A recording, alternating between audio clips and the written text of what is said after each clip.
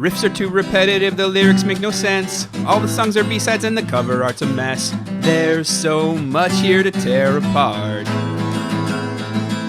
Listen to it for a week, now that week has passed. It's Why I Hate This Album podcast with Tim and Garrett. Hello and welcome to another episode of Why I Hate This Album. I am one of your hosts, Garrett Harvey. With me, as always, Renner to my irons, co-host extraordinaire, Timothy Richardson. Tim, how you doing, buddy? I am feeling a little embarrassed this week, Garrett. That's rare. Is it your lifestyle, the things you've done or said on this show, how you present yourself in public? Any of those things got you embarrassed? No, it's our cruel audience. What? A few weeks ago, we were discussing the P-Man. You called him, I think, the BJ Man, the Beej, Billiam Joel, and quite a number of our listeners wrote in. They wrote in to let me know that I'd missed an important detail, a corollary to the BJ story. Interesting. So they've been calling you out all week for your sloppy research. Yeah, and that's the thing I pride myself on, which is what embarrasses me so much. You pride yourself on sloppy research. Yes. I get you, friend. So what big, key, important fact did you miss? Oh, it's an extremely minor fact. It just seems that a lot of people found this very interesting. It seems that Mr. Joel's daughter, Alexa Ray Joel, now, that sounds a bit like a porn star name, so a little. We can make it a little bit more G-rated, I think. Call her... I don't think we need... Alexa Ray Joel, no. P-Girl. The P-Girl... BJ Girl, it's up to you. The point is... It's not that. We know what it isn't. Mark it, Gino. It's not the BJ Girl. All right, so the P-Girl has a piece of history that I probably should have included to give some context on that time that Mr. Joel attempted suicide / that time he was poisoned with furniture polish by that guy whose wife he fucked. Sure. So Garrett, as we know, suicide and attempted suicide are never funny. I think we can both agree on that, and I believe that you are actually the first person to ever say that publicly. At least on the show or in front of you. Exactly. But here's the thing, Garrett. Homeopathy? Always funny. I forgot about this. Go ahead. Back on December 5th, 2009, the P-Girl, Alexa ingested a large quantity of something called Tramiel. Never heard of it. Anyway, she would at some point say that this was a suicide attempt, a cry for help, or just, she took a bunch of this stuff. But it is essentially a homeopathic alternative to ibuprofen, which means that it is a pill made of sugar and ground up Chinese newspaper. Big allegedly on that one. Homeopathy is as real medicine. Please do not sue us. Big homeopathy. Anyway, Alexa went to the ER at NYU only to be told a couple of things. One, she had nothing to worry about. There is no active ingredient in the drug. It is homeopathy. That's not a real thing. It is impossible to overdose on it, and at worst, she had eaten the equivalent of half a Snickers bar. Their words, the words of NYU, not this show. Please do not sue us. Homeopathy. That's an awkward conversation to have. Well, sure. The other thing that they had to tell her, of course, is that she is in some serious danger because she has never taken any real drugs. Like all of her other medications, like if she ever got better from any disease she's ever had, it was by chance. She could die at literally any moment. She might have that Mr. Burns disease. Or conversely, she has a very healthy immune system and nothing's wrong with her. It's all been in her head because it was healed by nonsense. Their words, not ours. Right. Course. Anyway, so that's a story that a lot of our listeners wanted me to tell. Yeah, that was a weird detail dare I say 100 of you reached out to us to let us know that? Why? Thanks. Okay, here's the really interesting part. Why are so many of you listeners reading Billy Joel's daughter's fucking Wikipedia page? There is nothing to be gained from that. She is a person of exactly one note, and that is this homeopathic suicide attempt. Oof. I'm not even going to touch that with a 3-foot pole, Tim. While we're on the subject, it does make me laugh, and we appreciate it. Often, when we announce the next album, somebody will make a comment, "Oh, I hope you discuss," and then you will provide the topic. 9 times out of 10, we've already recorded it. True. We still love the suggestion. Amazingly, Tim and I are always surprised at how many of those things we do, in fact, talk about. But just, if you were ever wondering why we ignored you, we didn't. We'd recorded it 3 days prior to telling you. This is quite a schedule to keep up. Yes. Anywho, alrighty, Tim. Well, hurt feelings aside and sloppy research called out. Appreciate it, listeners. And hey, we know some of you may be viewers. That brings us to the the task at hand, Tim. What song have we been listening to for an entire week straight? We have been listening to Canada's second best musical act of all time, nestled right there between Neil Young and Leonard Cohen, the all-male Barenaked Ladies and their mediocre song 1 Week, released September 15th, 1998. This was recommended by Zane and some other people. Thank you, some other people. Tim, after an entire week with the insanely catchy Canadian pop known as Barenaked Ladies, do you hate this song? It is difficult because I am honestly right on the cusp. I'm on the cusp for a number of reasons that we will get into, but the biggest one is that for the entire week, you have alternated between either just singing this at me or waiting until, I don't know how you figure out just when I've just fallen asleep and then just... It's your breath rate. That's how I do it. It slows down ever so slightly when you enter that twilight state. Congrats on being very observant. The point is, as soon as I fall asleep, Garrett blares this through our apartment. And as maybe some of the newer listeners don't know, we sleep on couch beds in the same room. Couch bed, of course, is a futon, just to be clear. Well, it is a couch and a bed that we use. That's true. These are not as traditional futons. You cannot buy these in stores. Now, Tim, I can't remember, in the most recent world headquarters, soon to be relocated, or at least expanded, did we couchify some beds or did we bedify some couches? I don't know yet. I have not. You don't know yet? Well, so I was planning on moving these couch beds there and possibly stacking them on top of each other in some sort of bunk bed, couch bed situation. But we don't have beds there that I yet. need to remind you of this again. We're not getting rid of the Austin headquarters. Well, that's fine. Please do not we take the beds. Rob Austin to fund New York. We can just buy new shit. Also, what I'm seeing in my couch bed is literally a mattress sewn in half with a metal hinge in the middle for maneuvering between bed and couch position. While functional, I'd like to ask for some improvements next time around. Let's not carry this forward. I'm not planning on stealing them and moving them somewhere else. I'm planning on taking them with us. When we're in New York, the beds will be there. When we're in Austin, the beds will be there. That's going to cost way more than having two sets. Right, but they're ours. They'll all be ours. The new ones will be ours too. Oh, sorry. No, they're the ones we've grown accustomed to. I'm just going to say it. Mine is weird and you've made it smell odd and it's frankly not comfortable and a lot of the inside is falling out. Yeah, there's some spray paint on it too. Anyway, Garrett, do you hate this song? No. Oh. Will you hate Tim, this song in an hour? That's my secret. Alrighty, Timmy, you don't quite hate it. I don't hate it. That's all I'll say for now. Before we get into it, it is customary here on the show to ask, prior to this week, what is your history with the BNLs and their hit song 1 Week? Well, I had a number of friends in middle school and high school that owned this. I don't think I ever owned this album, but I was rarely in a car from 1998 to 2004 that this CD was not in. So I've heard it many, many times.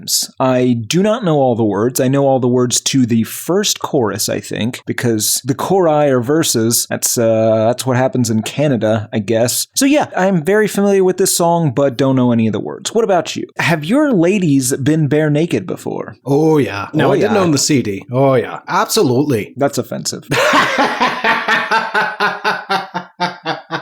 Yeah, we don't appreciate it. We don't all sound like idiots.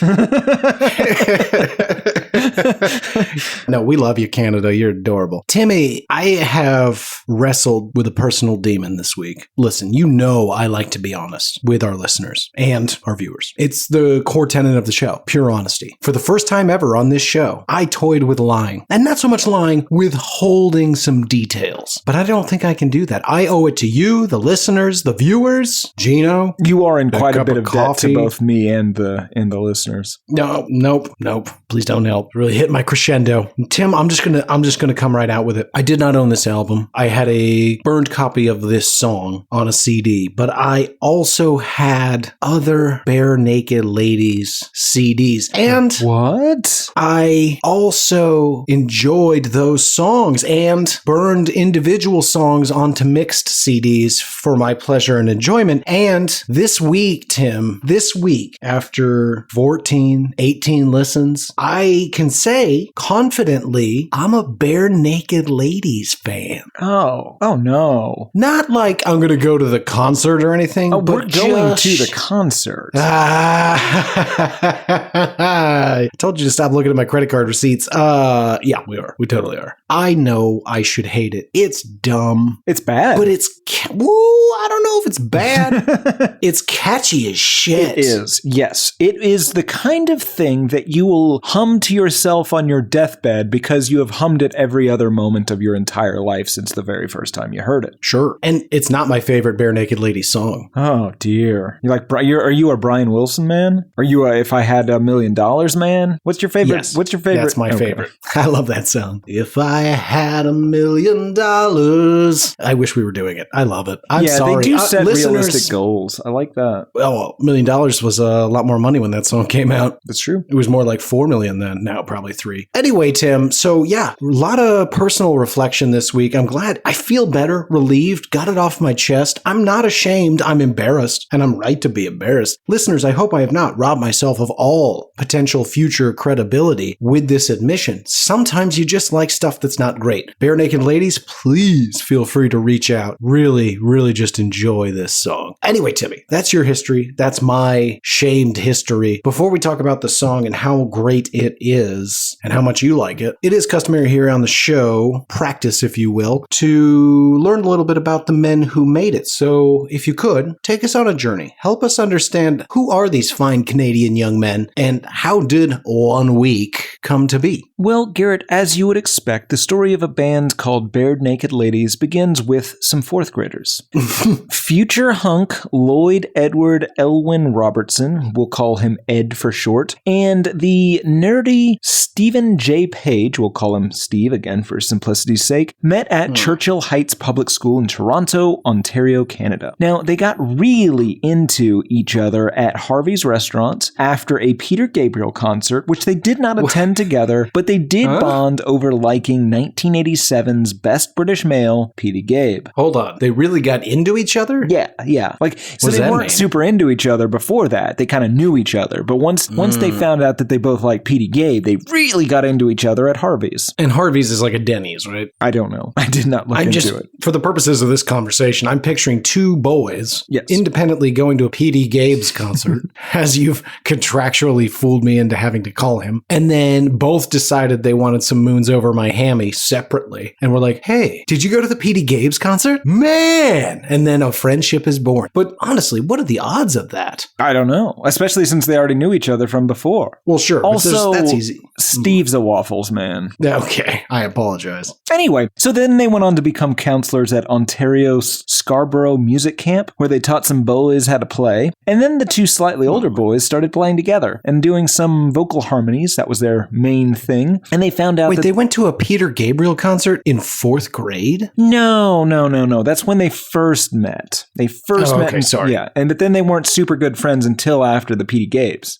Right, the Petey Gabes. Anyway, so they're at this camp. They're teaching boys to play. They're playing with each other. They're doing some vocal harmonies. And then they found out that they have similar senses of humor when they went to a Dylan concert together and pretended they were like rock critics and made fun of the band. And they also at that time came up with the name Barenaked Ladies as a joke. I imagine that they were like those 2, is it Muppets that you like? They're the 2 old guys that are always talking shit. Statler and Waldorf? Yeah. Possibly. That's what I'm picturing. They're old puppets. Muppets, at if a you will. Dylan concert? Yes, exactly. Hey, look at this guy. I love the Muppets. Continue. Yeah. Well, anyway, so Ed was playing in a cover band in, I believe, high school now that was scheduled to play a Battle of the Bands type thing, but unfortunately, before they could play, the band broke up. Ed got a call to confirm that he was going to be there, and he said yes, and they asked him, what's the name of the band? He said, well, I don't have a band anymore. We're the Barenaked Ladies. And then he called Steve to ask if he wanted to play the quote-unquote gig, as Garrett calls them. And Steve said yes, but was horrified that he had named them the Barenaked Ladies. But but still said yes. Now, they scheduled some practices, but then didn't do any of those practices, and instead kind of rehearsed for the first time while they were waiting for all the other bands to set up, but the gig, as Garrett calls it, still went pretty well. They were asked to open for another local band, and again, they kind of declined to rehearse and sort of improvise their set, playing songs they both knew and sort of joking around and doing these spontaneous raps on stage. That sounds terrible. Yeah, agreed. But people, this is Canada. They got what? Neil Young, these guys, and Leonard Cohen. Where's Ace of Base from? I don't know. Florida. That feels Canadian. That can't be right. They kept playing together, recorded a tape called Barenaked in 1989, and, again, they both found out that they were super into this comedy parody type band called Corky and the Juice Pigs, and they stole basically Corky and the Juice Pigs' stage presence when they started trying to do this semi-comedy type thing, and then they gave the tape Buck Naked to Corey and the Juice Pigs, and they got to be their opening act. They also got Andy and Jim Cregan from that band camp to play with them, and they released Barenaked Lunch in 1990. Then Andy temporarily went to South America, and they replaced him with drummist Tyler Stewart and started getting some attention around Canada. Andy returned from South America, was kind of pissed off, but agreed to be the keyboardist and conga guy. That's a demotion. Yes, it is. I was the drummer, and now I'm on congas and keyboards. Sometimes keyboards. Most of the songs don't have keyboards. Anyway, they kind of hit with the song Be My Yoko Ono around that time, and then they released the Yellow Tape in 91. That was recorded as a demo to get them a spot at South by Southwest, and that also featured Brian Wilson, If I Had $1 Million, and a cover of Public Enemy's Fight the Power for some reason. Brian Wilson is also a song. The musician Brian Wilson was not on the album, but he would cover that song later live. I did not know that. Well, now you do. Is that a lie?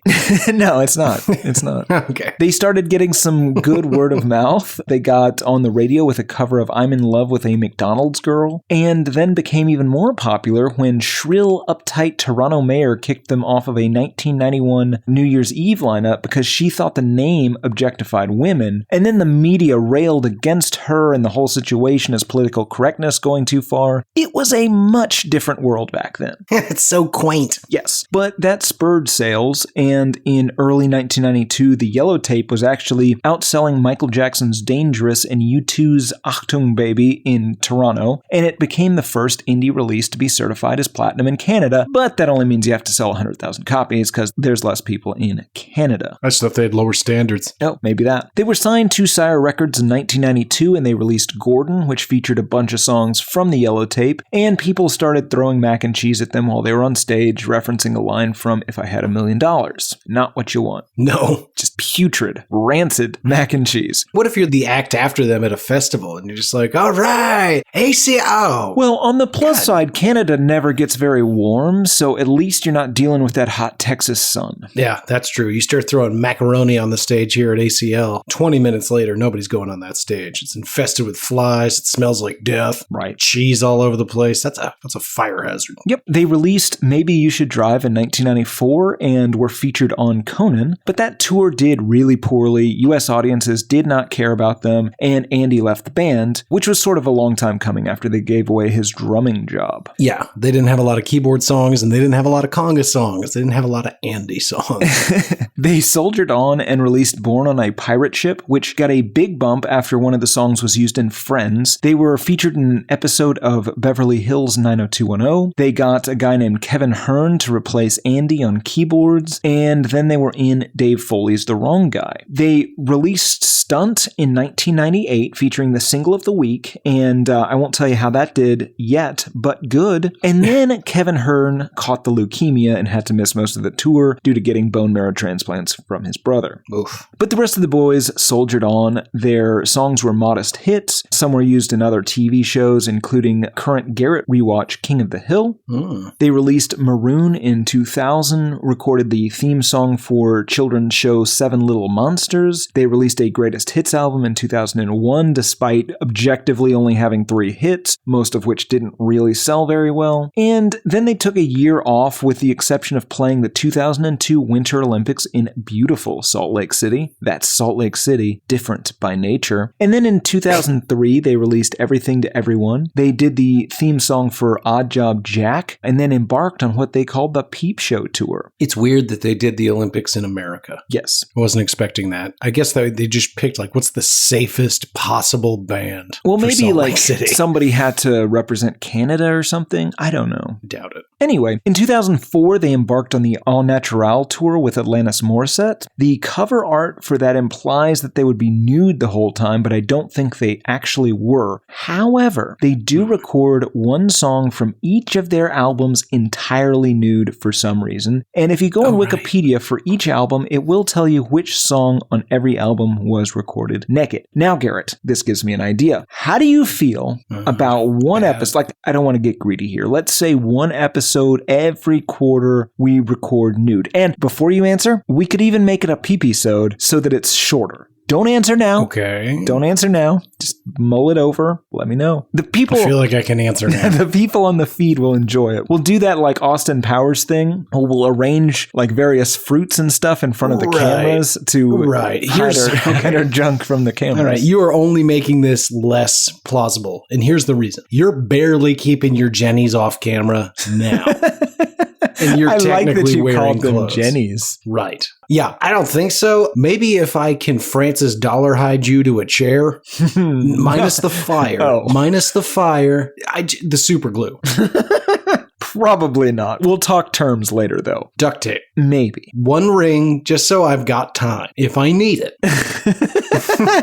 That's fair. You know you what? can get out, Yeah. but I've got time. Right. Okay. Yeah. Oh, I'm in. Anyway, so they released Barenaked for the holidays in 2004. They did a failed box pilot called Barenaked Ladies Variety Show. And Garrett, what a different world this would be if only Fox had better foresight. I don't understand the words you just said. So they were going to, essentially, it was going to be, I think, like a Mad TV for you. Sure. What? No, fuck you. Or no, it's going to be like a Laugh-In or Sonny and Cher, a variety show. I understand, but I also don't understand because it's 2005. Yeah, and it's hosted by Barenaked Ladies, who are all so weird. Clothed men sometimes. Anyway, it would be a very different world if Fox had made better choices. The Barenaked Ladies also did some music for a musical version of William Shakespeare, a.k.a. Sir Francis Bacon, a.k.a. William Stanley, 6th Earl of Derby's, As You Like It. Basically, they were recording music for the actors to sing over. I can't imagine that did well. I barely understood your explanation. Yep. In 2006, they released Barenaked Ladies Are Me, and then the follow-up Barenaked Ladies Are Men. In 2007, they recorded the theme song to one of Garrett's guiltiest of pleasures, perhaps second only to drugs, The Big Bang Theory. False all around. That is slanderous. The same year, they started doing cruise lines, and I'm assuming that at least one guy thought he was buying tickets to some sort of international waters prostitution free-for-all sort of package with the Barenaked Ladies cruise, and then was very disappointed when it was these guys. Yeah, it's going to be some sort of no-holds-barred bacchanalia, and instead he gets wholesome Canadian tunes. Right. In 2008, they released a children's album called Snack Time, but they had to cancel some appearances at Disney Music Block Party concerts after Steve was arrested for some cocaine possession. Now, hold on. Okay. Hold on. Now, I've never heard this, obviously, but I would argue there's a chance that this children's album was a regular album and somebody at the studio was like, guys, we can't release this like this is a normal album for adults. Like, it's so wholesome. We're going to call it a kid's album. And I think it'll do well. But yeah, I don't know what the difference is. I don't know. The difference is if you get caught with cocaine, they cancel your concerts. Oh, that's true. Anyway, then Ed crashed a plane and his mom died. Unrelated incidents. She didn't die in a plane crash. No. She died of something else, and also he crashed a plane. In 2009, Steve left the band to pursue solo projects and allegedly cocaine use. Big allegedly, probably not. In 2010, they released All in Good Time. Then Steve sued Ed for not giving him his 20% of the Big Bang Theory theme money. They did another Greatest Hits album in 2011, then Grinning Streak in 2013, then Silver Ball in 2015, then Fake Nudes 2017. Then with the whole COVID situation, they started doing webcam performances on YouTube, different than the ones Garrett unknowingly does on OnlyFans, and released a Detour of Force in 2021. Allegedly, they are now working on a quote-unquote secret project with some of the guys from Rush. And, Garrett, in January 2022. Sir Paul McCartney was asked what bands he likes, who might be better than the Beatles. He said, "The Barenaked Ladies have to be my favorite. Their harmonies are right on. They could outsing us any day of the week. I don't think John and myself ever had the sort of range that they do." End of history. LaFace. Love the LaFace. I hope that never goes away. Wow, that's high praise. That's amazing. Makes me feel more confident in my enjoyment of this band if it's good enough for Sir Paul. Garrett, he's wrong. How dare you? You saying you know better than what might actually be the best Beatle after watching that documentary? Which is confidently probably the best Beatle. You watched the documentary. Yeah, it's so good. It's so long. So long. But, oh my God. Yeah. I got so much more respect for Paul McCartney. I was like, my God, you're a genius. I like when Yoko Ono is chatting away in front of the camera while he's live composing Let It Be in the background, or Long and Winding Road, one of the two. Long and Winding Road. Yeah. Get out of the way. Stop talking about your dinner plans. Fuck. Yeah. Sweet lady, though. Weirdly generous to house guests. I was concerned you were going to say weirdly generous lover. I don't know why. I know for a fact disgusting. You have never had sex with Yoko Ono. Yeah, a fact is weird. All right. You want to listen to this song? I guess. Load it up, Gino. It's been 1 week since you looked at me. Threw your arms in the air and said you're crazy. Pretty good song, Tim. Pretty good song, but you know what's even better? I might. It is the Apologetics parody version called One Way. Take a look and see. Up there the Bible says it plainly. It's been one way, take a look and see. Up to heaven, the Bible says it plainly. False faith and philosophy can't get you to heaven. Come back to Jesus. He's the way and the living truth. This one is heavy-handed.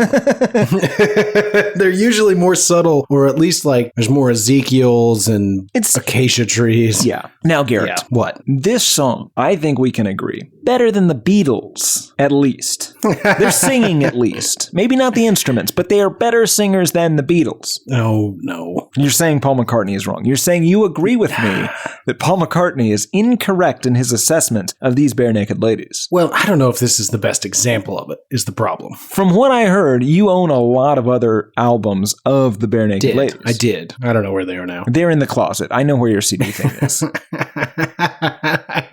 That is where they are. Yikes. Get out of my closet. Never. It's been a really disturbing episode that I've tried to just ice skate over, and you're making it tough. You're making it tough. It's stacking up in the corners. So, moving away from your nonsense proposition, your unwinnable question, this has turned into a real month of nonsense for us inadvertently. It is. I was surprised. This song is not unlike We Didn't Start the Fire. Yeah, but I never would have gotten there had we not accidentally done these, well, back to back. Yeah, it kind of feels like a proto-SoundCloud rapist type song, like long before that was a thing. Sure, it's way more meticulously put together. Sure, but it has the same concept of here's a bunch of references that rhyme, and like while successive lines might be clever together, they don't make sense as a whole in the song, and there's no reason for any of this to be. Yeah, it is odd that there is a coherent song muddled by verses. Yeah, exactly. The chorus tells a story. It might be about killing his girlfriend. We'll get there. But the verses are, it's like he's watching commercials while burying a body, and he's just sort of describing what's on TV to keep his mind off of it. And then he gets back to the chori, and, you know, he's back. He's back to what he's doing. Show me your chori. Such an odd word. Yeah. No, don't. But let's talk about the vocals before we move into the nonsense words. It's relentlessly cheery. It is. It is. And it is well sung. Well, it's worth noting there's two things happening here. The chori are sung by Steve Page, the nerdy one. The verses are rapped for the most part by Ed, the sexy one. And here's the thing. The rapping's not terrible, but he sounds... I love that you're calling it rapping. It is rap. It's alterna rap. It's... I don't know what it is. Here's what I thought my sounds like. Imagine if Shaggy did not have a deep voice, right? Okay. He delivers these lines in the same weirdly specific cadence that Shaggy sometimes does. But, I see. You know, he's like a Canadian white guy. Right. So they're going to sound dramatically different. Right. It's melodically talking. Yeah, that's rap. I think you're describing rap. Okay, yeah, I guess I'm describing rap. I apologize. Gino, I'm describing rap. Strike it. Some of the guitars feel almost ska adjacent at points. Sure. Some of the guitar sounds like a sample loop that you can get in GarageBand. Okay. Like, have you ever played, like, you can select an instrument in GarageBand and just say, like, play loop, and it'll go, and you can loop that and sample it, etc. Build your own little band. This just sounds like filler. Yeah, this is not a Really great well song. played, though. It's not among their best, but it is, and this is the part that we have been building to, Tim. So catchy. I can't stop. Just constantly. When I wake up, it's been everything I'm doing. I'm getting a bowl from the cabinet now. Oh, yeah. Gonna put cereal. Yeah, everything. It's not, I can't not narrate in this song, and it is hands down, to me, the most deadly combination of catchy and not bad that I can't get enough of it. Now, I would agree with you if this song had no verses. Right, you're gonna really get hung up on the verses, and you're right to. That is the same standard we have held every other song to on this show. So I certainly am not gonna look down on you. If you come down on hate here, I'm gonna respect that. I think it's gonna be nigh impossible for me, because I love it. I love it. Yeah, no, again. Just gonna do that. Again, that's fine. But let's say that you got to listen to something you really enjoy, but every time you did, it was coupled to just getting punched in the nuts. Okay, is that gonna happen? No, of course not, Garrett. Of course not. We are not about violence here. What I'm saying is, just because you like a part of it, as a whole, the thing can still suck. Yeah, it's not their best song. I do want to be real clear about that. You love this band, just maybe not this song. Yeah, and I may not love the band.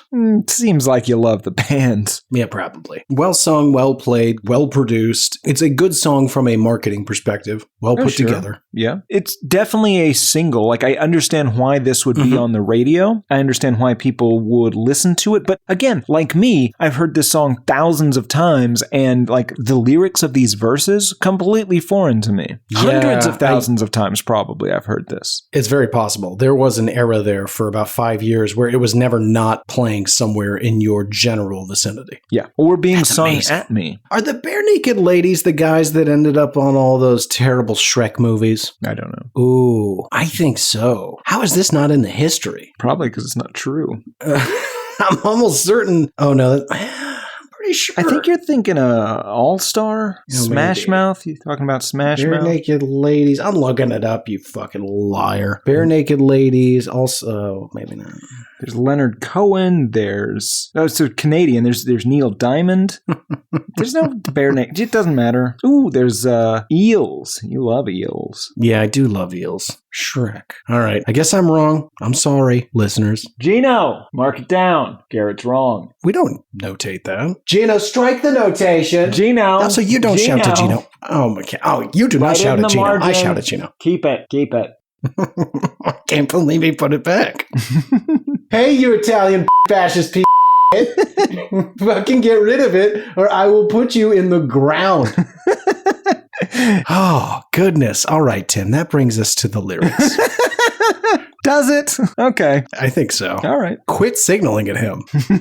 Yeah, it's been 1 week since you looked at me, cocked your head to the side and said, I'm angry. 5 days since you laughed at me, saying, get back together, come back and see me. Let me pause there. It's been a week since they had an argument. Yes, but it's also been a week since she has tried to make it better, or less than a week. It's been 5 days since she has tried to make it better. I think so. Since you laughed at me saying, get back together, or he's saying she laughed at him when he proposed they get back together. She's saying it's too soon. Okay. Come back and see me. Sure. Okay, so then 3 days since the living room, I realized it's all my fault, but couldn't tell you. Okay, hold on. Yesterday. Oh, good point. 3 days since the living room is super sinister, right? Because the rest of these, he says what he did, and this time we're just coding it as the thing in the living room. Like one of them accidentally murdered somebody in the middle of their argument, like in some sort of horrific Fargo-esque accident. Yeah, possibly murdered the other one, and now now we're just pretending like things have happened since then to keep the cops off our trail while we write a song about it for some reason. Texting yourself back and forth between two phones. Here's the thing, younger listeners.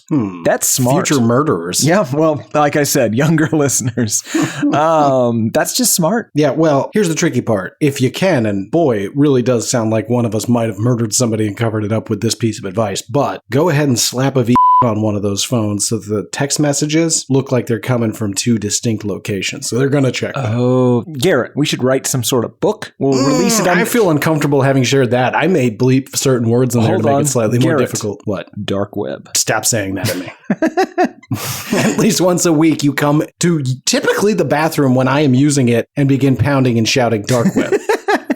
Sometimes I get on the internet and then I'm afraid that the dark web is coming for me and I have to shut it down. I have to close the laptop. Sometimes I throw the laptop out the window. It's not the nothing in the never-ending story. It's not just consuming the internet chasing you. I would disagree with that. You'd be wrong. Anyway, so the chorus finishes. I realized it's all my fault, but couldn't tell you. Yesterday, you'd forgiven me, but it'll still be 2 days till I say I'm sorry. Yes. So, okay, so this just basically playing through an argument, although the second part of it is obviously fake, because how would he know she'd forgiven him yesterday? I mean, I guess he's just imagining it. If this lady is still alive, it doesn't really matter. The point is... See, hold on. Now, I'm not saying that everything you said is inaccurate, but let me give you at least one other version of this, maybe two. I love the idea that they jointly... Okay, so first, 7 days is the incident. 5 days, he tries to make up with her. She tells him, come back and see me. 3 days since the living room. Joint incident. Somebody gets killed, maimed, murdered. You're both culpable. You instantly enter a pact. It's a bonding moment. You know that other person's forgiven you because you got bigger fish to fry. There's a corpse slowly bleeding out in the kitchen. That is true. A lot of times, if you're having trouble with a spouse or with a significant other, embarking on any sort of common goal or a singular project, especially, if it's something Ropes that's course, jewel thief. Sure, but here's the thing. Covering up a murder. If you can't tell anyone about it, if it's something so horrible, you're the only two people that can ever know about this, it can keep a relationship going well past its expiration date. Absolutely. It's number two only to having a baby together to solve a relationship. You want to lock that thing down. Put a baby in her. Oh dear. No, that's all very bad advice. Now, Tim, that's very true, but it can go the other way. You find yourself in a very bad things situation. Okay. Remember that movie? Mm-hmm. In case anybody's unfamiliar, a bunch of friends accidentally murder a prostitute. And they all agree that they're not going to talk about it, and they're going to lie. If you do that between you and a loved one, there's a chance that loved one starts to get a little cagey, a little nervous. Maybe you're going to get loose lips, sink those ships, takes you out. Yes. Next thing you know, you're buried in a shallow grave next to the other person. Well, that's the thing. You have to judge if this is somebody that's going to try to kill you as well, or if this is a person that's going to try to, let's say, go to the cops or something really stupid. If it's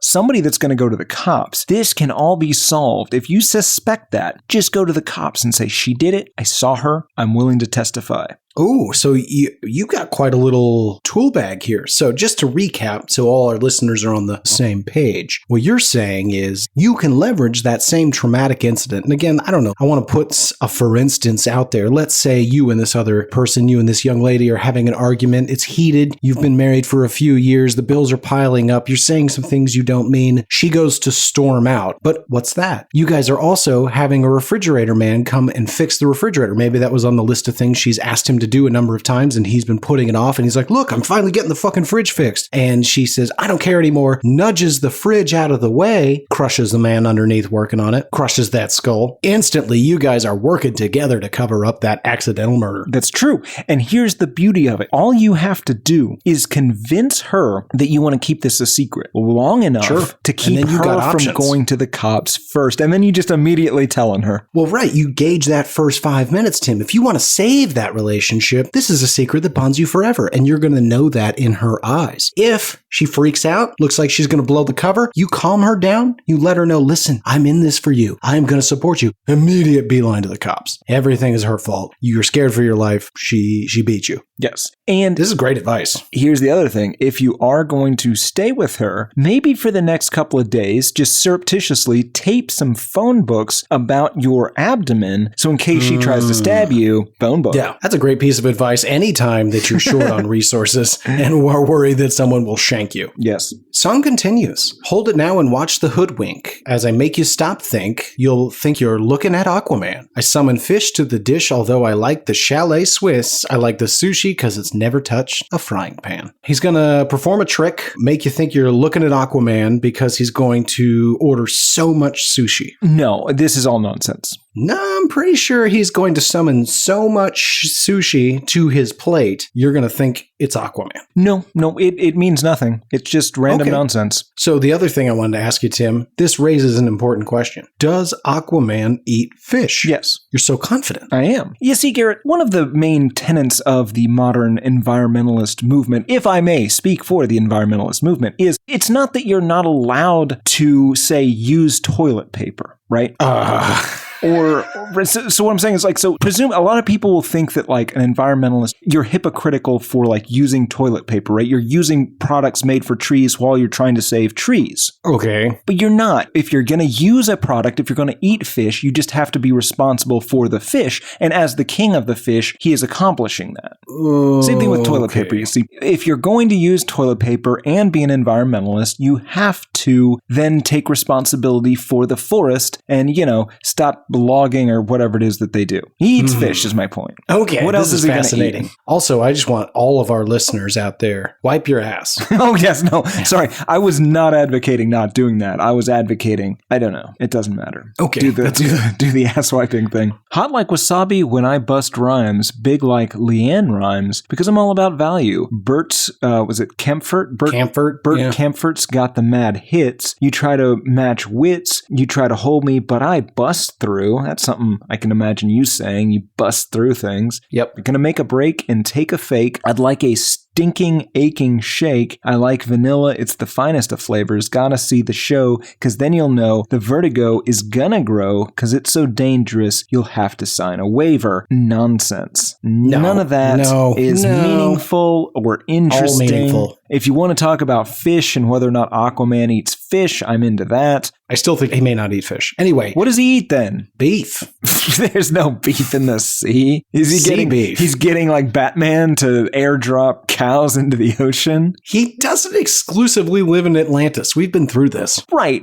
But like when he's there, the ocean is gigantic. You cannot travel to the center of Atlantis and back on a single meal. You have to eat at some point. Super fast. He can do it. Okay. Bullshit. Now, Tim, you just glossed over all of that wonderful meaning. Hot like wasabi when I bust rhymes. Of course, he has hot rhymes, as you just struggled through, proving how hot those rhymes are. Big like Leanne rhymes, because he's all about value. She's a big family values artist, and they are pretty squeaky clean themselves. Bert Kaempfert does in fact have the mad hits. He wrote Strangers in the Night. You try to match wits, but you can't hold him. He busts through. He's gonna, it doesn't he's matter. just gonna keep making this. This is all nonsense. Yep. Nope. Gonna make a break and take a fake. I'd like a stinking ache and shake it. I like vanilla. It's the finest of the flavors is a play on words about your third favorite sport, hockey. Mm-hmm. Cool. You are really not giving me anything. Nope. Verses are useless. Now, this part I do disagree with. Gotta see the show, because then you'll know the vertigo is gonna grow because it's so dangerous you'll have to sign a waiver. There's a lot of things their show might be, but they are nice Canadian boys. I'm picturing the most laid-back concert ever. But maybe there's somebody in that audience that's dangerous. Maybe there's, I don't know, somebody that follows them around on tour like the Grateful Dead, just feeding off their audience members. Maybe just every city they go to, an audience member. That is a casual warning. Yeah. So it's a secret warning that everybody's just got to decipher that there is a maniac at every show literally feeding on the audience members. Well, on at least one of them. But here's the thing. This is what you want to do. You hide this in a song so that the bigger fan you are, the less chance you'll be a victim, right? And it just encourages people to become bigger fans and to really explore the meaning of the lyrics, which again are pretty meaningless. Well, now we're back to taping phone books to yourself, because there's one thing that you can get through a metal detector: duct tape and phone books. You can get a lot of stuff through a metal detector. Oh my God. You're talking about. Song continues. How can I help it if I think you're funny when you're mad? Trying hard not to smile, though I feel bad. I'm the kind of guy that laughs at a funeral, can't understand what I mean. Well, you soon will. Wow. So here's a few things. One, I could totally understand laughing at somebody in the middle of an argument because they look silly the angrier they get. That seems very possible. Yes. Now, the older I get, the less I think anybody is the, quote, kind of guy that laughs at a funeral. Tim, I know you've been to a funeral. I know I've been to a funeral. They are pretty uniformly unpleasant. Sure, but perhaps there's some sort of pseudo-bulbar affect, some sort of Joker syndrome. Oh, well, yeah, sure. But here's the thing. That could mean that, but it could have a second meaning. Maybe what he's saying is he's laughing. He's imagining her funeral, and that makes him happy, and he's laughing like a villain. And when he says, can't understand what I mean, well, you soon will, kind of has two meanings. He's saying either you're sitting at a funeral and this song's obviously always playing through your head, and it makes you chuckle, and now you're that guy, or he's going to kill somebody and then laugh at their funeral. What about this? Let me see if I can merge them. First of all, let me just wholeheartedly agree. It definitely sounds like he is going to murder somebody and laugh at their funeral. Those are two indisputable facts. Someone's going to die. He's going to find it hilarious. What I think might have let us off base, Tim, is we might have a kingpin situation here where he has paid a good buddy to create an artificial sense of peril so that he may save the day, and she reacts unexpectedly, murders him. So that he doesn't even get the chance to look like the knight in shining armor. She's got, I don't know, a switchblade in her purse, and when he goes to mug her, she stabs him in the jugular. Well, I love that. And he's like, oh my God, that's Keith. Good God. You know Keith. You met him at my holiday party last year. He's your brother. Jesus. Wasn't even wearing a mask.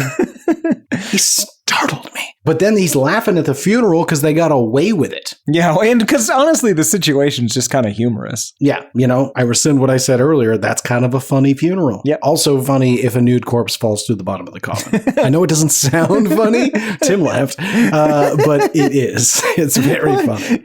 I assume that all corpses, well, in caskets, even if it's an open casket funeral, usually you've got just the top half showing. I assume they're nude from the waist down. Am I correct? Right. Funeral directors. No, right in. I don't believe so. It goes on. Can't understand what I mean. Well, you soon will. I have a tendency to wear my mind on my sleeve. I have a history of taking off my shirt. So he's saying, and I think later he says I have a tendency to wear my heart on my sleeve as well. Sure. Essentially, he is an open book. He is emotionally available sometimes, but also sometimes he's going to just completely disregard that. And it's fucking game time. He's immediately going to stop and on a dime become cold and calculating, changing from that guy you love to just, something foreign in an instant. Yeah, that sounds accurate. I read it as when I wear my mind on my sleeve and a history of taking off my shirt was I have a tendency of losing my mind. Yes. And stalking through the audience at a show, consuming at least one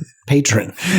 Chorus 2. It's been 1 week since you looked at me, threw your arms in the air and said you're crazy. 5 days since you tackled me. I've still got rug burns on both my knees. It's been 3 days since the afternoon you realized it's not my fault, not a moment too soon. Yesterday you'd forgiven me. Now I sit back and wait till you say you're sorry. So now he's turned it. Now she is in the wrong. Oh, interesting. So this is my big question. And I don't agree with you, I think. Okay. I think it's the same argument from her perspective. Could be.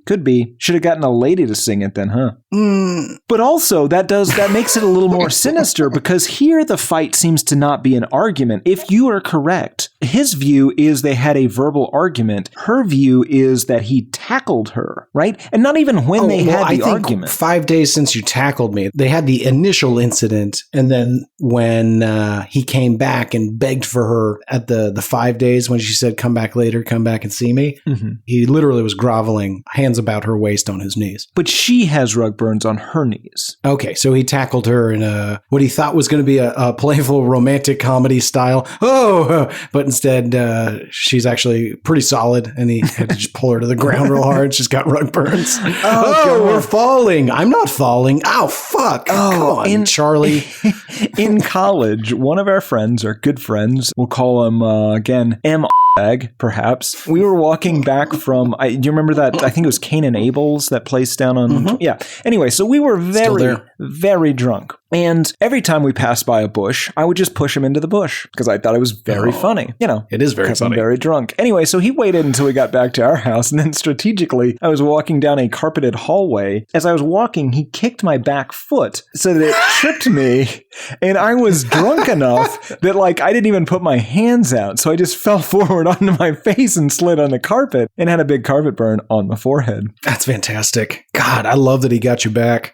Yeah, immediately. Immediately, too. Now, he was very scraped up from all the bushes. Oh, right, because you probably weren't pushing softly. No, I was hurling him into bushes. Sometimes I was pushing him like off things into bushes. It was fun. Yeah, drunk college Tim was a very strong and unpredictable lad. Vicious boy. Yeah, I was dancing around it. Now we get to an odd part where we say, chicka to China, the Chinese chicken, you have a drumstick and your brain stops ticking. Obviously, this is taken from a Tribe Called Quest song Scenario. It's Busta Rhymes' first big appearance, and part of his verse is Chickadee Choco, the chocolate chicken. It's been re-adapted to this song. I'm sure nobody listening ever even noticed that. I sure shit didn't, and I've heard both. Sure. Now, what do you think it means, have a drumstick and your brain stops ticking? Maybe he's poisoning that chicken. Maybe it's bird flu. Ooh, it's not bird flu. That's not how you get bird flu. But he might be poisoning that chicken. Yeah, maybe he doesn't feel like this relationship's going to make it, so he's going to poison that KFC. Yeah, and if you can get the poison in at KFC and ideally poison some other random person's KFC, it's going to look a lot like the KFC poisoned her. Yeah, unless absolutely. if you're like a chemical engineer or something, like a lot of that blame's going to be put back on you. Or if you have a previous friend or loved one who died of a KFC poisoning.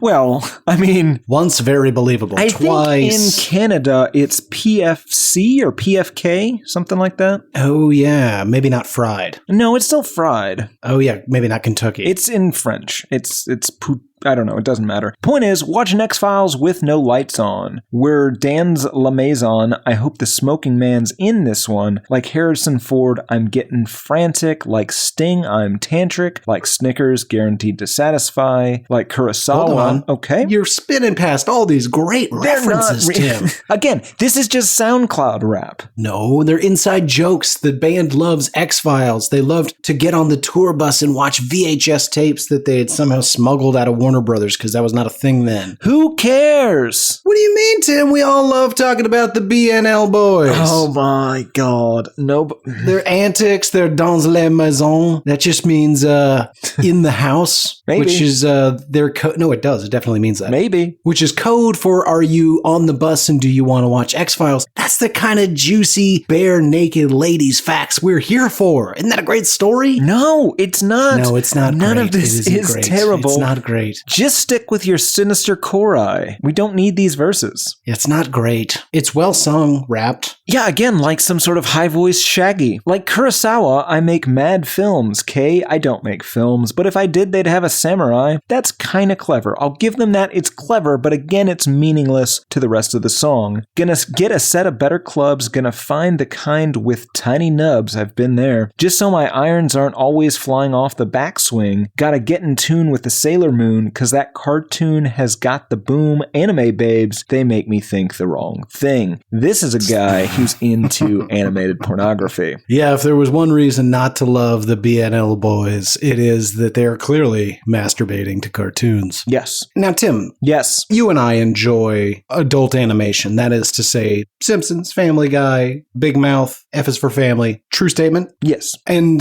we both respectively, though maybe different ones, don't dislike seeing nude people. Yes. Attractive nude people. Sure. Okay. I'm going to speak personally here now, and I'm curious what your opinion is. I have no interest in seeing photorealistic animated nude people. I don't know that I've ever seen photorealistic. Or, you know what I mean. They don't look like Family Guy. They look like people. Oh, sure.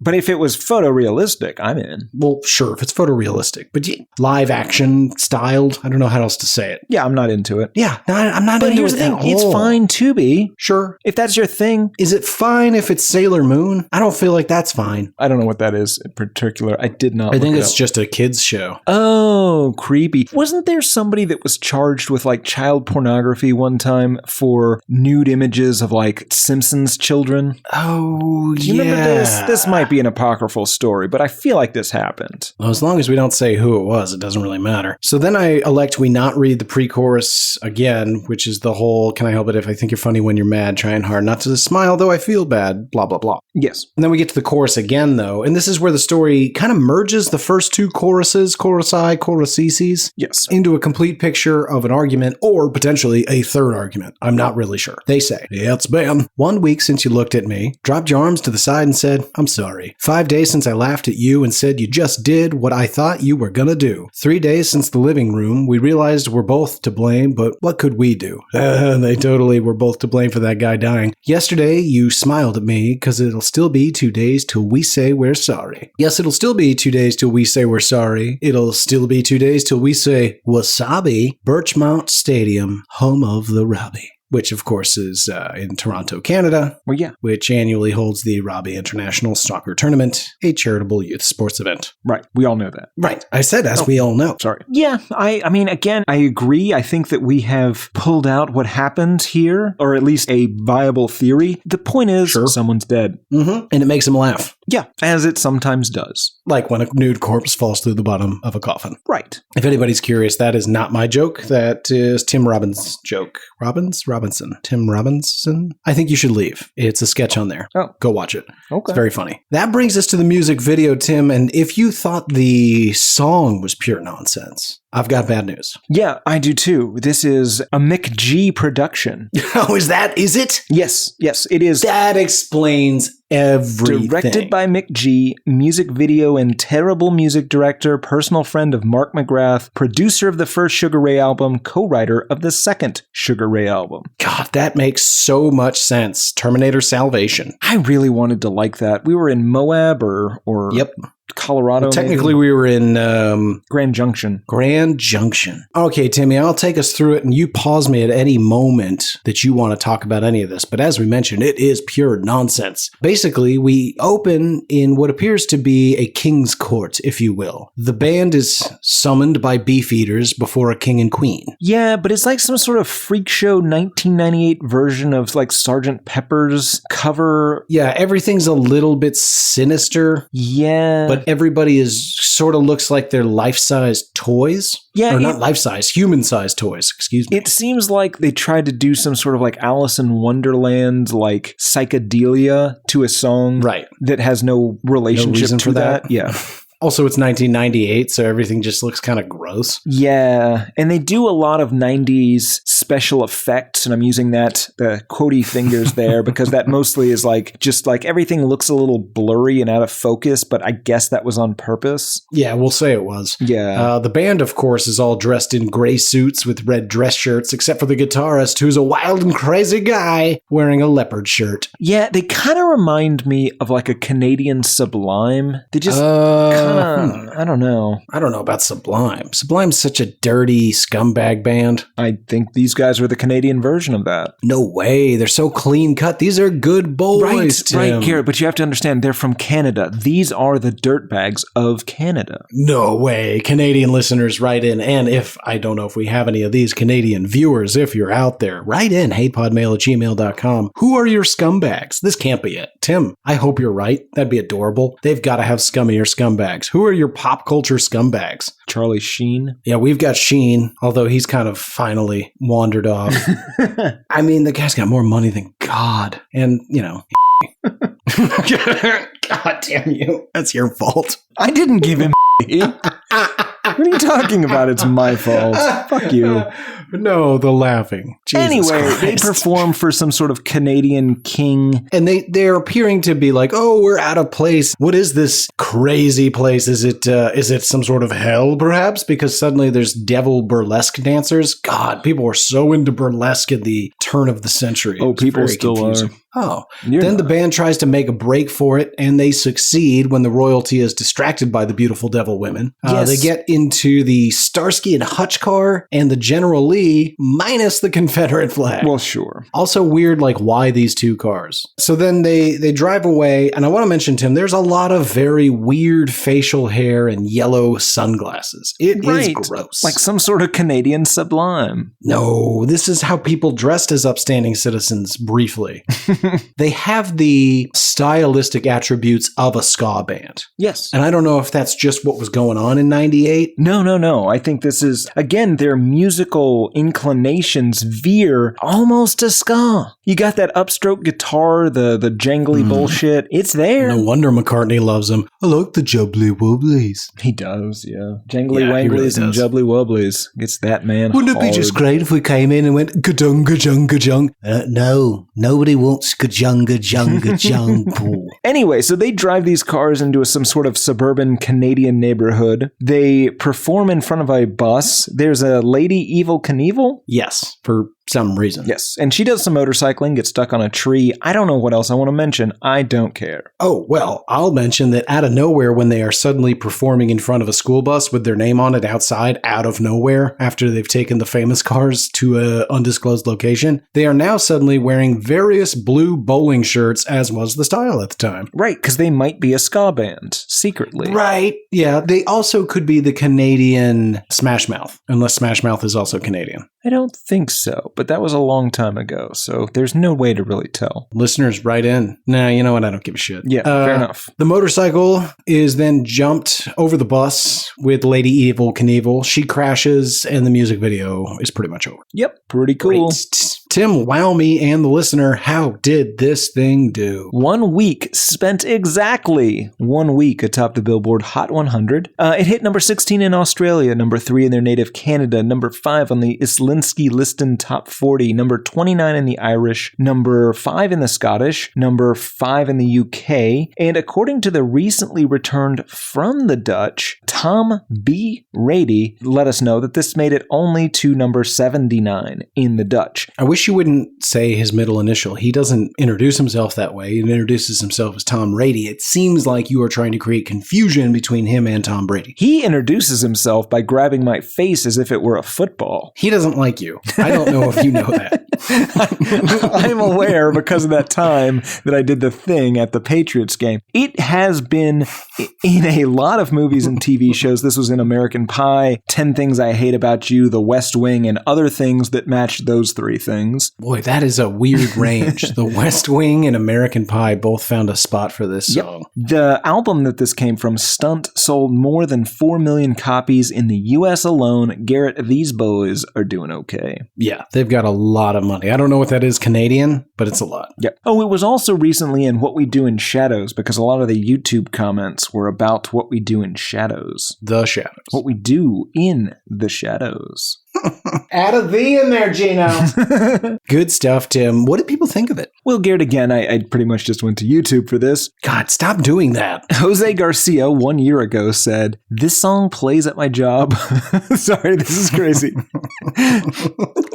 "This song plays at my job once every 45 minutes. I work 8-hour shifts 5 days a week. I don't know if I like it or hate it." Now that guy is fully within his right to hate this song. Absolutely. And Barenaked Ladies. Yep. If he wants to go to Barenaked Ladies concerts and consume one patron, I think he's well within his right. I think he's lot. within his right to consume one band member. That's entirely possible. I used to work for a retail outlet that would torture me with ABBA, the best of ABBA, Yeah. on repeat. I know ABBA so well now. Yeah, but you like ABBA. I mean, now. Sean Smith 12 days ago said, "What a great song to kick off my trip down memory lane. I got my night planned." What's he gonna do? Yeah, I don't know. He needs a soundtrack to his trip down memory lane that sounds private. I think candles are lit. It is evening. Yes, I think I might have an answer. This is Ricky Moe. Okay. I heard this song plenty of times before, but one long night made me love it. Okay. Is it the same night? Is that other gentleman? Yes.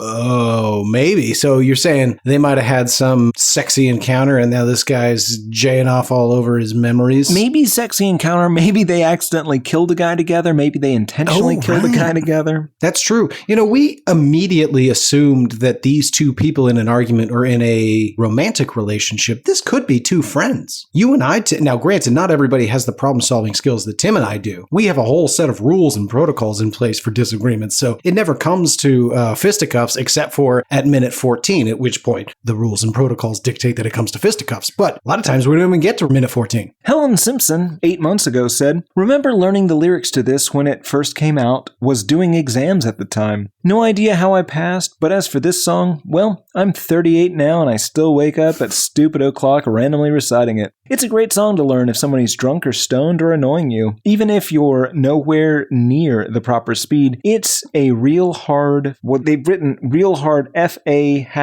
#T. I don't know what that means. Oh. I'm trying. A real fuck? Fart? It's a real head fart. Excuse me. Must be head Okay. fuck. Even if you're nowhere near the proper speed, it's a real head fart. And remember, this was before the internet. Had to figure it out a few words at a time, then go back and learn it. I have Asperger's, high-functioning autism, so I found it easier than most people, but still pretty fun though. People wonder if the band ever performed it live and how many times they got it word perfect. Truth is, I'd bet my house on the fact that it was performed live mistake-free. Once learned, it can never be forgotten. I bet it's the last thing I think of on my deathbed. Well, this and Hanson's Oh and Iris by the Goo Goo Dolls, but for totally different reasons. Pure genius. Boy, all three of those are good examples of this type of song. Now, Tim, she does raise an interesting point, and I don't know if it's a she. I don't know why I think it is, but It is. I Helen did Simpson. briefly have the thought that this could be an argument by two autistic people or just one autistic person who is not necessarily focusing on the argument's content and more about the number of days since the incidents,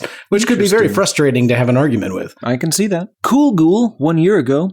As a person named Ben, I have secretly wanted to change their ringtone for when I call them to the first 2 words of this song. If you have a Ben in your life, make my dream a reality for them. I'm sure they'll never even know you did it. That's fantastic. Yeah, sometimes Yeah, it's they're... Ben. Well, you said his name's Cool Ghoul, right? well, that's his internet name, but he's a person named Ben. Obviously, his name is not Cool Ghoul. It's not like his Christian name. Hi, this is my friend Cool Ghoul. Is that like a nickname? Nope. Johnny Craig 3 months ago. I was in grade school when this song came out, and I still have to say Chickadee China the Chinese chicken every time we order Chinese food, and I'm 33 now. God bless. I have been slapped several times. Oh. God, you'd be well within your right. Yeah, absolutely. Foreign Freddy 1 year ago. This is a classic, and I'm a black man. Good music is good music. Okay. Weird. Foreign Freddy, he is A lot a of racial black man. specifics. That's not usually part of a song review, but okay. One more, Garrett. This is by Bardaroo 1 month ago. She said I was going to get the best poontang when I could sing this. On Poontang. Hold on. This is a month ago, Garrett. This is somebody that uses the word poontang in 2022, year of our Lord. Seriously. She said I was going to get the best poontang when I could sing this song out of my head. It's been 17 years ago and I still can't. You keeping in touch? I assume he's trying. The best, Garrett. The best. I like the idea that he can do it alone, but when he goes to recite it in front of her, he fucks it up. So like once a month, she's like, all right, bitch, I ain't got time for this once a day, but we'll do it once a month. You can give it another go for 17 years. And he's just like, all right, Chickadee China, the chocolate. Shit! Yeah, he's got performance anxiety. Yeah, which makes me wonder, is he going to be able to pleasure that poontang? Well, he doesn't have to, Garrett. She is rewarding him. Fascinating. Tim, who's this for? I mean, mostly for Canadians and Garrett. Everyone! Everyone. Sure. It's the answer. Gino pulled a clip. A Gary Oldman everyone. That brings us to final thoughts. I mean, come on. It's 1 week. Is there anything to talk about here? No, God, no. Okay, you know what? I'll say one thing that I didn't say at the top. You have made it abundantly clear, like, this is not a great song. It's not. It is No. 2 different songs, one of which is a bad song and one of which is a pretty good song. Right. So, Timmy, we've been all the way through it. I'm curious. I got a little less love, a little less bloom on the rose, as they like to say. Do you hate this song? It's hard, Garrett. A black man said it was a classic. And I'm inclined... Sure. Well, I don't agree. Not quite a classic. No, I No. do not like this song. I don't think I hate it. I think it is a bad song. But goddamn, it's always going to be all running reasonable. through my head. It's always going to be running through my head. I will never Yeah. forget this. All of that's reasonable. I kind of hate the fact that I'm always going to be singing it, if that helps any. I guess I don't hate the song. I hate you a little. Yeah. Will you be enjoying our personal exploration of additional Barenaked Lady songs together? Depends. Are those songs like this song? Some of them. Then no. But you'll have the benefit of me singing them loudly at you with them. Yeah, but none of them are ever going to hit like the intro to this. No, none of them do. But if I had $1 million, it has its moments. What about you, Garrett? Did you get there? No, of course not. Let's not waste anyone's time. I think I've said my piece. You don't hate it. I definitely don't hate it. I'll still listen to this fucking song because I have a problem. I'm not proud of it. Okay. But that brings us to listener mail, Tim. Would you like to go first or would you like me to? Well, I would definitely like to go first, Garrett. Oh, ready? And mine is actually not mail. This is from YouTube. And this is something that both of our opinions have been requested. Oh, boy. So today, I was just told that I'm not getting the promotion I was promised after going through all the official shit at work over the last couple weeks. I already had people at work congratulating me, and I told my family about it, and more importantly, the pay increase we will now not be getting. Today, the day I was scheduled to begin training, I was told to forget it, and that I might be moved to the night shift to fill in a quote-unquote desperately needed position doing exactly what I'm doing now, just at a much more inconvenient time. My question to the Why I Hate This Album podcast is as follows. Do I quit ASAP or after I find a new job? When I quit, how much of an asshole should I be? Mariachi band playing Take This Job and Shove It? I want to hear the ideas of somebody more creative than me, like Tim, although I will also settle for a Garrett idea. Any advice helps. Thanks in advance. Ya boy, Skinny Penis. Well, I was ready to give him all sorts of great advice, and then he dared to imply that you are more creative than me. Well, okay, so let me go first then, since I am the more creative of the two of us. Oh my god. First of all, Skinny Penis, don't do anything you can't afford to do, obviously. The responsible thing for us to tell you, don't quit and then not have a job for 6 months. That's not you winning. Here's the thing. If you have already decided that you're definitely going to quit, or you've already found another job that starts in, say, 2 weeks, don't quit. Just have fun with not caring anymore, right? Because they're still going to pay you for a while after you've essentially stopped working there and stopped doing anything you're supposed to be doing, as long as you keep showing up. But in that situation, you can just kind of be weird, right? Like, not in an overtly illegal way, but say, okay, the council and I would give you a one-time pass to just inexplicably dress like a cowboy at work every day. Or you could also dress as like a pirate if you don't see any people you think might be cowboys or samurai that might take offense to that. Tim, can I dogpile with you here? Please. Because you're not going to believe this, but your advice, exactly word for word what I was going to say. Excellent. And for the first time ever, I'm sort of excited about it. Yeah, no, great advice. And get weird with it. Here's a little piece of advice that doesn't occur to everybody. If you whisper, most elevators don't have audio and video. So you can say anything you want to one person because that one person can't prove what you said. Yeah, that's true. That's true. You could do something. Let's say you hide Bluetooth speakers, Bluetooth speakers in the walls and just play the theme song to Game of Thrones just loud enough for people to think that maybe they hear something, right? And how about this? You go by Skinny Penis on the internet? Ask that everyone address you as your new legal name, which of course you will have changed to Skinny Penis, which might hurt you at that other job. Doesn't really matter. Change it before you start the next job. Exactly. Change it back. And if they say they're uncomfortable with calling you Skinny Penis, you say they can call you Mr. Penis. Yeah, tell them you're trying to make it easy for them, but it's a Dutch name, it's a family name, and your uncle Skinny Penis recently died, and you have changed your name to honor him. Never initiate any conversation with anyone else at work. Never speak to another person. But if anyone asks you a question, only answer using lyrics from the Barenaked Ladies 1 week. Ooh, that's a good one, Tim. I also recommend investing in some blue teeth keyboards. Attach those to a few people throughout the office, and especially if you work in an environment where printing happens, if you time it right, you can enter 1 million very quickly into a number of copies to make. Interesting. That's a good one. Yeah, I've always been a fan. This is more of a middle school prank that I did and probably doesn't relate here, but I like to change the autocorrect function in Word. Oh, that's a good one. Just pick a word that you're going to use semi-regularly, that you're making sure it's going to get into at least every email or report, or I guess it would be a report, every report somebody's going to write, but change a word instead of it. I'm going to use the word the, obviously don't use this one, but instead of thanks is usually a good one. What's that? There's almost always a thanks in an email. Yeah. You can change it to thanks asshole, or instead of the, you change it to the fucking, so it just pops in there. It's fun. Ooh, yours makes more sense. I replace thanks with Puma. or Beaver. So it just says Beaver, Timothy Richardson. That's fun. Pick a side in the Oregon State game and just really insist that everyone get into it with you. Nobody likes it. That's very specific. Depending on your work environment, if you have a shared restroom situation, if you want to ensure that nobody will speak to you for those last 2 weeks, you get yourself what we all like to call a can of cream of mushroom soup. And then you make a bit of an ordeal about it, but make it believable. You got to start small, maybe around a lunchtime hour when you know folks are going to be in there. And, maybe even plant a few seeds around the office about how much your stomach's hurt all morning. You go in there, make a big scene about it, and then suddenly go, oh God, no! And then you dump that soup everywhere. No one will ever speak to you for the rest of the time you're there. You could also just eat way too much cream of mushroom soup and actually vomit it everywhere. No. But you can just do it. What you do is you go and you sit down on the stall, Tim, so that they think that somehow your diarrhea is so powerful that it has escaped the bowl. So you got to sit down. You're going to ruin some socks. You're going to get cream mushroom soup all over socks. That's okay though. But it's chunky. Okay. It's thick. It's gray. Okay. No.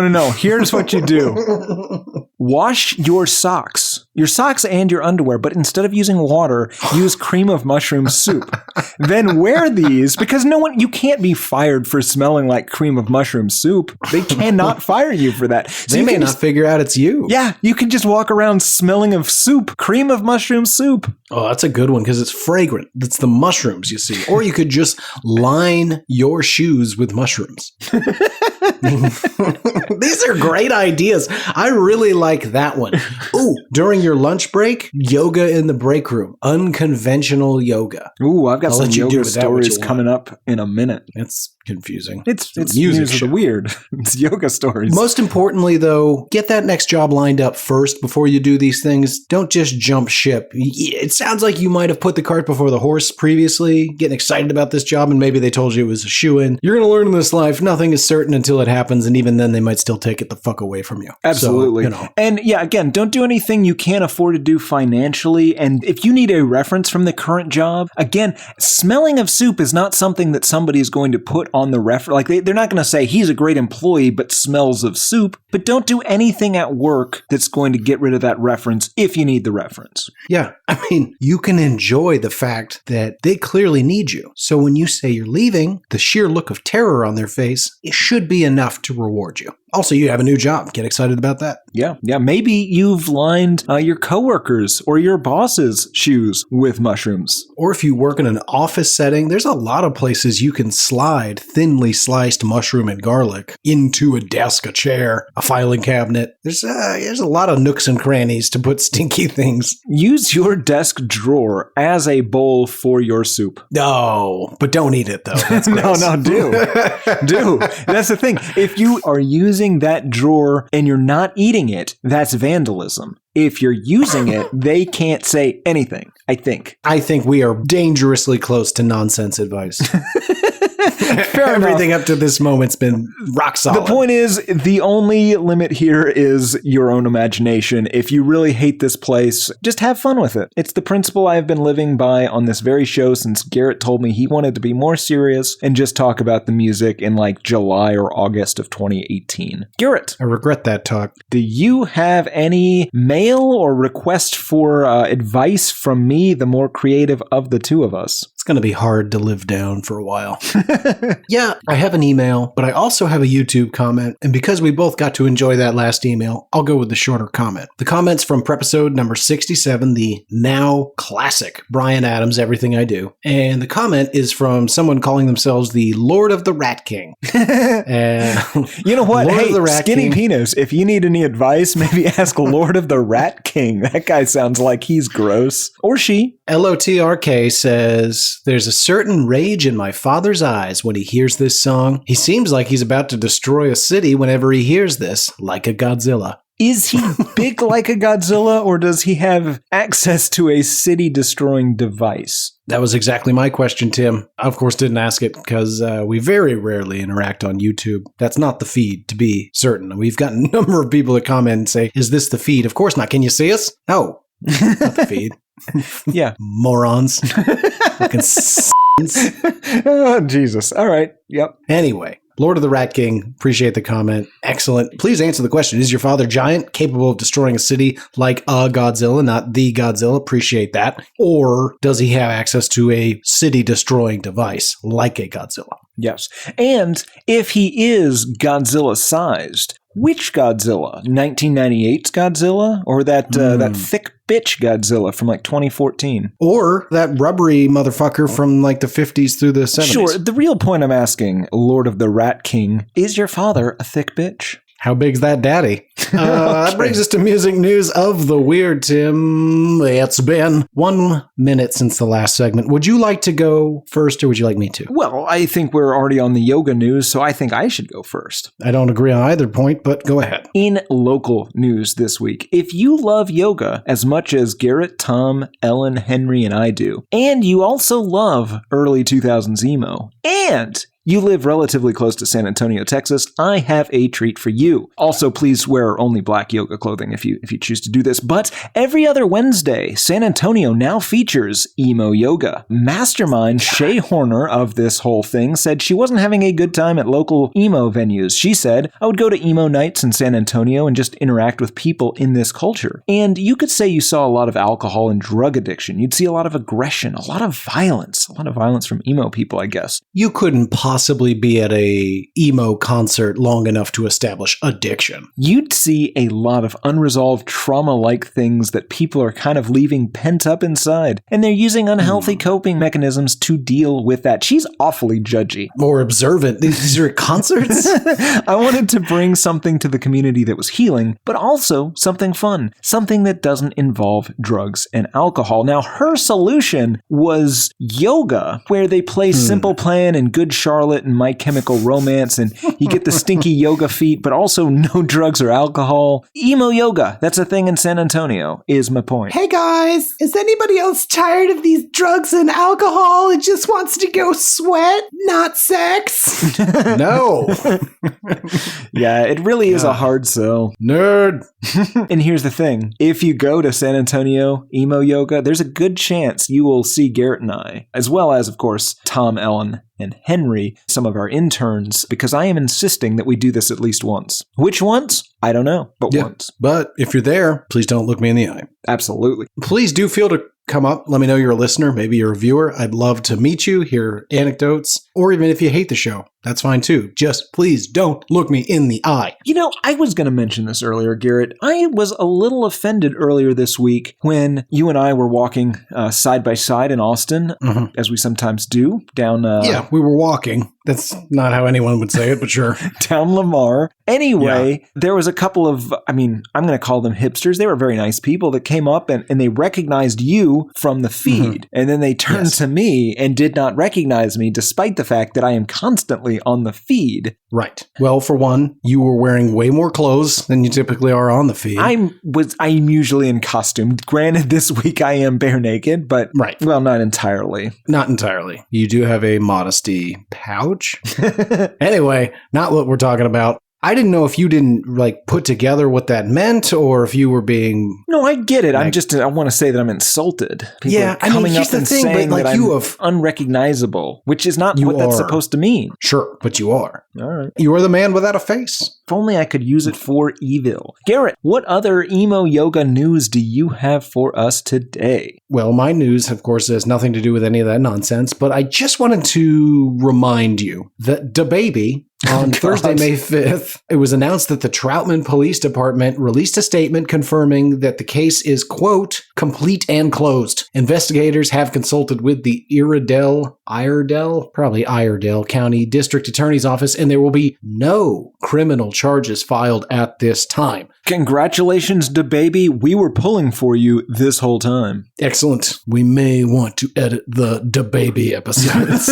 Fair. There are two things that this guy keeps doing. Shooting people. Allegedly. And getting away with it. Allegedly. I'm not sure you need that second one, but I like that we're covering it. Yes. Tim, what news do you have? Well, Garrett, in Metallica Concerts Part 1 news this week, Metallica has a brand new fan with what I can only assume to be brand new but very permanent ear damage. And that is because irresponsible Brazilian mother Joyce Figueira purchased tickets to go to a Brazilian Metallica concert 3 years ago. But then COVID happened, and then she got pregnant, approximately 39 weeks before the concert. Contractions began, but she thought, Garrett, that she could maintain and make it through the last 3 songs before catching a ride with an ambulance to a hospital. But as the boys began playing Enter Sandman, she just could not hold that cervix closed any longer, and that sand baby was born right there in a filthy Brazilian Metallica concert where it was apparently not immediately stepped on. So the story is a baby was born at a Metallica concert? Because a lady thought she could make it through 3 more Metallica songs. She had to get that Enter Sandman, Tim. That's why she was there. God, that is... I think they played Nothing Else Matters next. God, she fucking straight up had a baby. So she's like,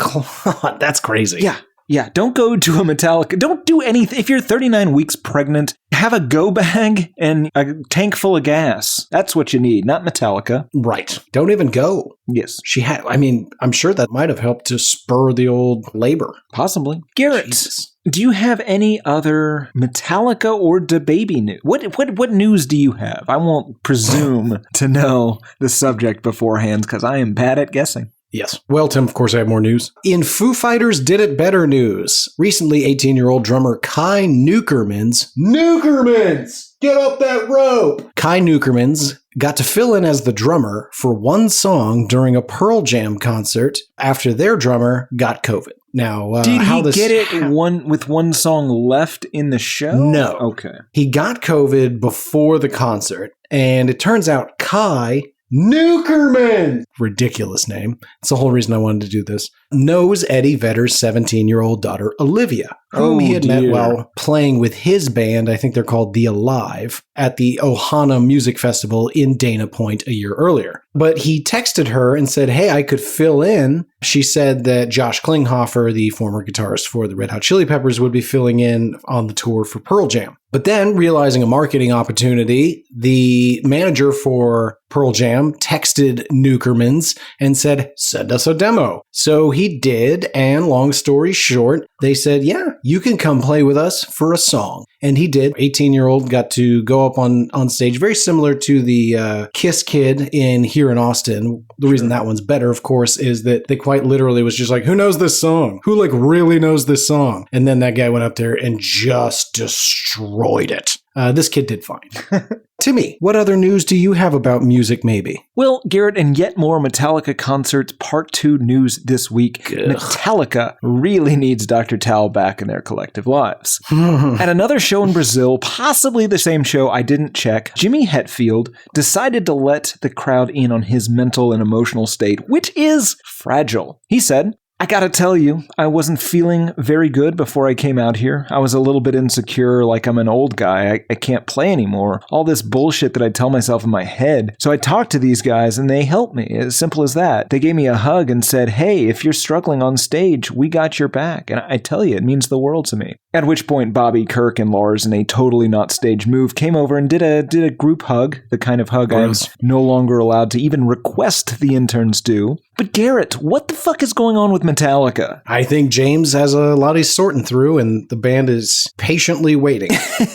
But I feel like they need Dr. Tal back. I remember back in the early 90s when people thought these fellas were a dangerous rock band that were corrupting the minds of children, and all I'm seeing is that this man is seconds away from crying at any given moment. James, how you doing today? Are you sad? Yay. I mean, we talked about this band, Barenaked Ladies. It's not the stage banter I want. It's a bunch of jokey bullshit that's not very funny, but it's better stage banter than talking about how you were insecure about coming out on stage several minutes ago. Yeah, you're a rock star. Shut the fuck up. Yeah, you're getting paid like $1 million to be there. I just paid $60 for this concert. I am not your therapist. Yeah, I'm not your therapist, and I am not taking this baby to the hospital until you're done with the encore. Yeah, some lady's fucking crossing her legs and keeping a fucking baby inside her so she can hear about James Hetfield and his mental issues. Oh, Jesus. What if that's the thing? What if she would have made it, but because of this jackass, fuck, yeah, God damn it. Who wants to talk about mental health? No. Enter Sandman, you cunt. I have actual health issues. There's a human trying to claw its way out from inside of me. And it's right to do so. Tragic Metallica news. Jesus Christ. What other news do you have, Garrett? Well, in Your Heroes Can't Always Make the Right Choices news, Tim, Dolly Parton is set to star in a TikTok musical about Taco Bell's Mexican pizza that will premiere later this month. Garrett. What? Do you remember in 2015 when I said one day Dolly Parton will be in a Taco Bell movie on TikTok and you said, no, I don't even know what one of those words mean. And then I made you write it down and we put it in the drawer and I have it right over there? Some aspects of this sound believable, though I want to replace TikTok with Twitter and Mexican pizza with ranch-flavored ice cream, but sure. No, Garrett, I'm always talking about the Mexican pizza. Anyway, go on. I'm just going to say that I predicted this 7 years ago. Here's the problem, Tim. I think there's a small chance you did, but you also have a terrific history of being an unreliable narrator. That's true, but we had this notarized. Now, granted, we had several hundred predictions notarized on that same day, and this appears to be the only one that's come true yet. But the point is, it's still pretty fantastic. I got most of this right. Yeah, 1 out of 1,000. Yeah. The TikTok part's weird. Anyway. I think I was saying tic-tac, maybe. Oh, maybe. Anyway, Ms. Parton writes, quote, I'm making hashtag Mexican pizza in the musical with @Taco Bell. Via an Instagram post, the satirical musical is, quote, based on the true story of the internet losing its mind after the food chain removed the product from its menu in late 2020. Parton, who has been vocal about her love of Taco Bell, is also a fan of the Mexican pizza. In January, she said in an interview that she thinks it should be brought back to menus, quote, they used to make a little Mexican pizza, Parton said of Taco Bell. Now, when she said that, do you think anyone asked if she meant quesadilla? There's a very good chance she did. Okay. There's a very good chance she did. But she does, quote, love that. So we'll be looking forward to that. There's a very good chance it's quite good. She's a very talented lady. The movie or the Mexican pizza? The movie. Oh, okay. Mexican pizza is still made of horse meat and sadness.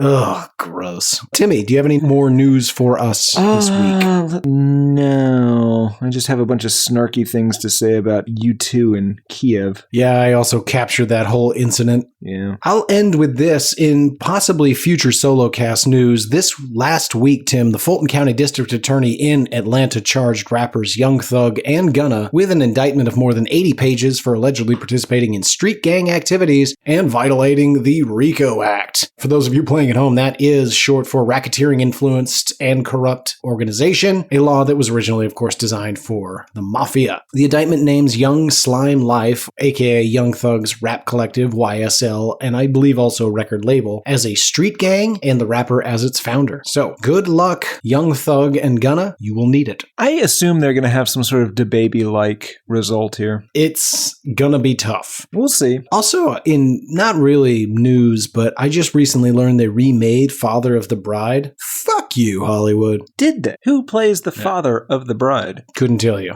Bet it's David Arquette. Bullshit. I will bet you a large sum of money it is not David Arquette. All right. But I've been hearing that guy's making a comeback. Fantastic. I doubt it. Okay, Tim, that pretty much takes us to the end and the part of the show where we announce the album we're going to be listening to for an entire week straight. So, you have pulled the official forms, you have filed it with the state. What album will we be listening to for an entire week before we come back here and tell people if, why, and how we hate this album? We will be listening to Hootie and the Blowfish, Cracked Rear View. I want to say Cracked Rear Window or Cracked Rear... It doesn't matter. Cracked Rear View. I only want to be with you. I am excited. Tim, what's your history with The Hoot? Kind of like this, maybe. I never owned this album, but I rode in cars with boys that did.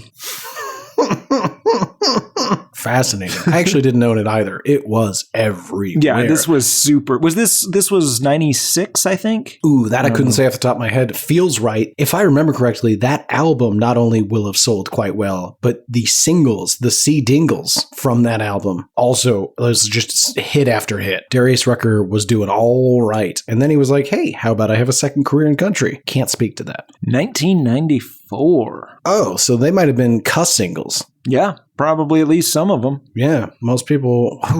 I'm curious what CD usage was in 1994, because that's like just starting to hit mainstream. Yeah. Anyway, maybe we'll find out next week. Probably not. But that takes us to the end of the show, where we ask if you can, ideally, open that Apple Podcast app, give us the 5 stars, and if that's all you got time for, you're done. Thank you. Appreciate you. If you got a little more time, throw a review in there. Something fun, nice, cute, wonderful, or insulting, confusing, a deep cut, a reference, a joke. We like them all, and we will read them. And if they're funny enough, they might end up here on the show. If you don't have time for that, and there's some way in which you can follow, subscribe, like, review on the various podcast formats, podcast platforms that you're listening to this show on, then please do that. We also want to hear from you. You can go to hatepod.com, and that's got most of the episodes we've ever done, but it's also got to contact us in the upper left-hand corner. Click on that. It asks for an email. That's just so we can reply, and we want to hear from you. You can also email us directly at hatepodmail@gmail.com, and you can tell us what you like, what you don't like. We love song submissions, artwork. Haven't gotten as much artwork lately. Where's that artwork? I still never got an acceptable Kanye watch. I'm sure we have not finished hearing from that guy. We've got subreddits. We've got Discord servers. We're on Instagram. That's HatePod. Twitter's Album HatePod. I'm G Harvey Tweets on Twitter if you want to talk to me. And hey, I'm around. We can chop it up. I think that's about it. For Why I Hate This Album, I have been one of your hosts, Garrett Harvey. I have been the other, Timothy Richardson. And on October 2nd, 2013, Garrett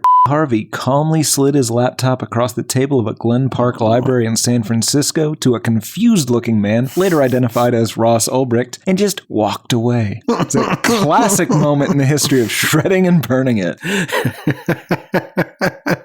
Prove that happened.